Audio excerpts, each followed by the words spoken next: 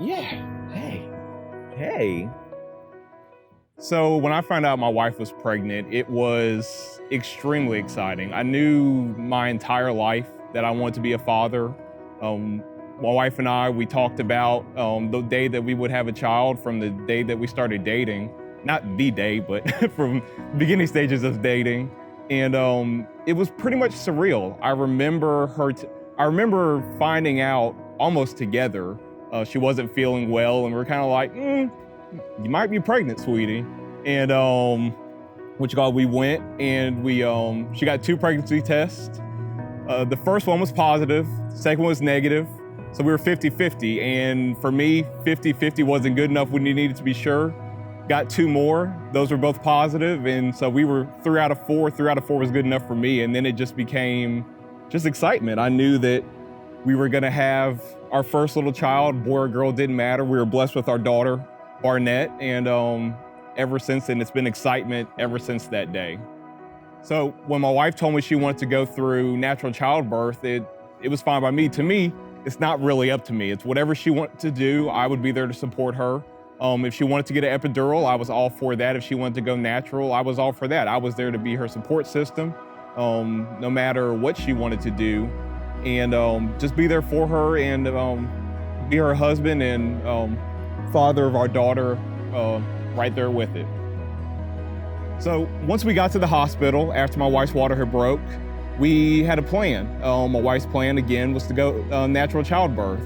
Unfortunately, once we got to the hospital, we realized that plan wasn't gonna happen. One of the things I've learned probably the most, I'm a very structured person just by nature, is that I can't really plan anything. Through pregnancy, through childbirth, now 5 months into being a father, you really can't plan anything out.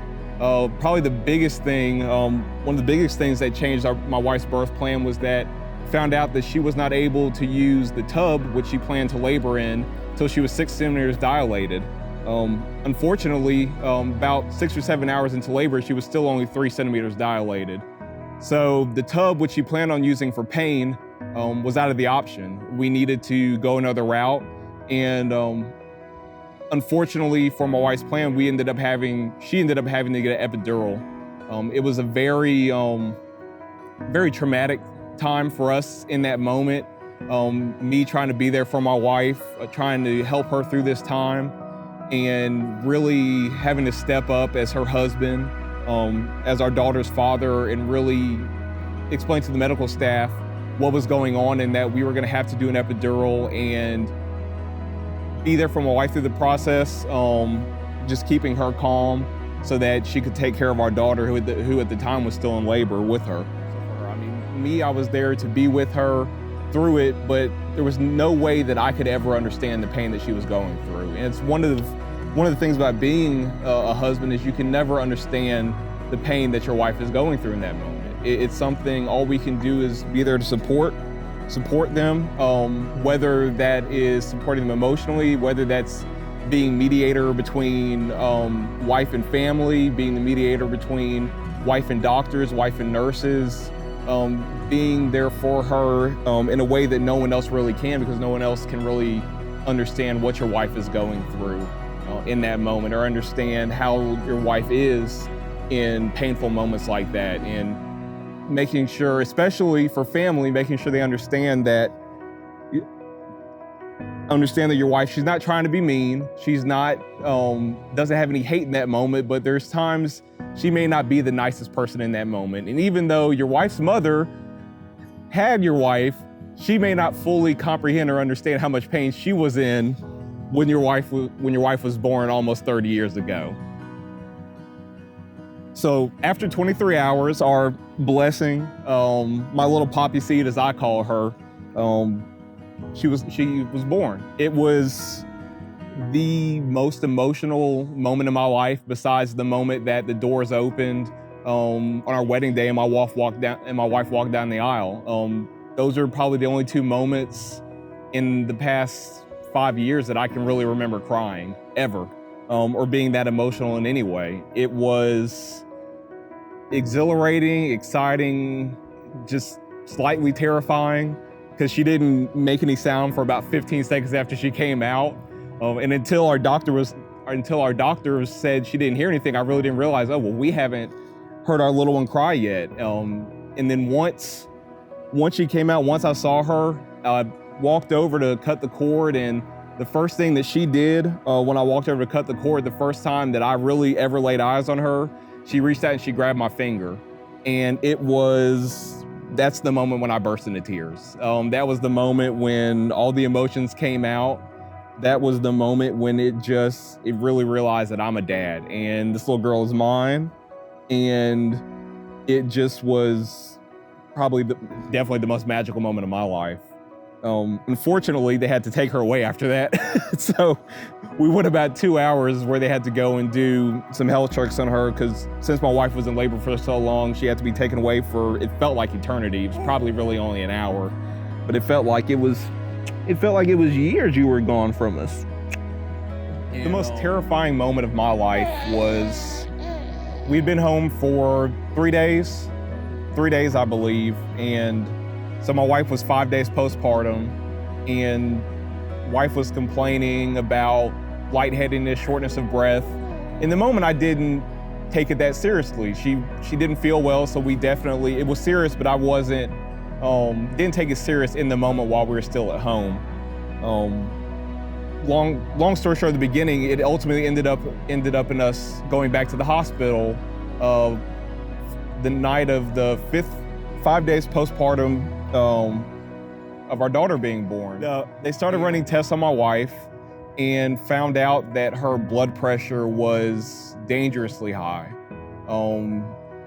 Number of other medical terms, but ultimately what it ended up being was preeclampsia, something that most women are diagnosed with during pregnancy, but for some reason it didn't show up in my wife till after Barnett was born. And it just was, again, terrifying to feel like there was nothing that I could do to take care of my wife. So once we got to the hospital and they had checked my wife, we ended up having to be admitted. And it really forced me to be a father very quickly. I had never been around children, small children, infants, newborns, really ever in my life. My wife she was very prepared, but I really didn't realize how unprepared I was to be a father. While at the same time, it was natural. It came to me in a way that I can't really explain. I don't know if I've ever changed the diaper in my life, but I was changing every diaper. I was taking care of my daughter as a husband and father has to when your wife is in trouble. Outside of feeding Barnett, my wife at the time couldn't do anything. She was hooked up to more cables and wires than you could count, and it was a very scary, stressful, terrifying moment for us. It's probably one of the reasons I really think that Barnett and I are as close as we are now, because for those 72 hours in the hospital, outside of her mom feeding her, it was us two. If I left the room to go get coffee, it was us two. When she needed to be changed, it was us two. Anything she needed in that moment, it was really up to me to take care of her. Now, mind you, we had amazing help. Barnett's godmother was there with us. One of my wife's best friends was there with us. We had tons of help and tons of support, but it was really up to me as father and husband to take care of my family. And it's what I signed up for when I married my wife. It's what I signed up for when we had our daughter. It was all I really ever wanted in life, was to be a husband and a father. And in that moment, it really showed me how much of a father that I was, taking care of my daughter while the folks at the hospital were taking care of my wife.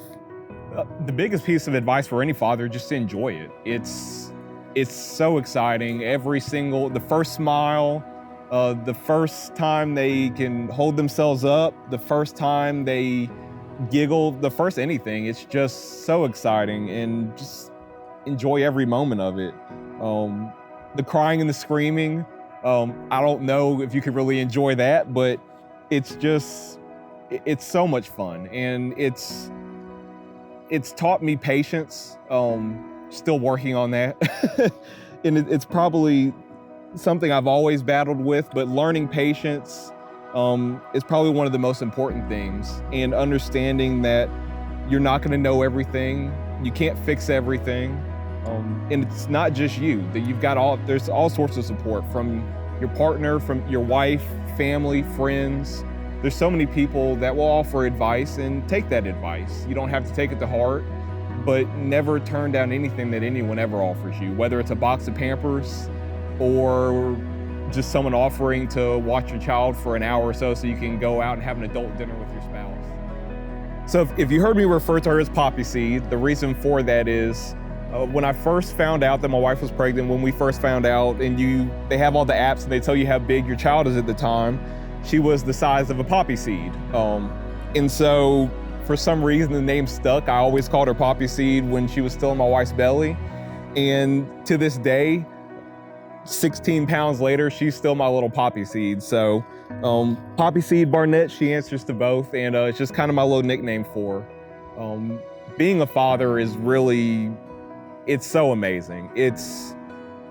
I come home every day from work, and she's gotten to the point now to where as soon as she hears my voice when I walk through the door, she starts smiling and she gets excited and she turns her head towards me, and it's the greatest thing in the world to come home to.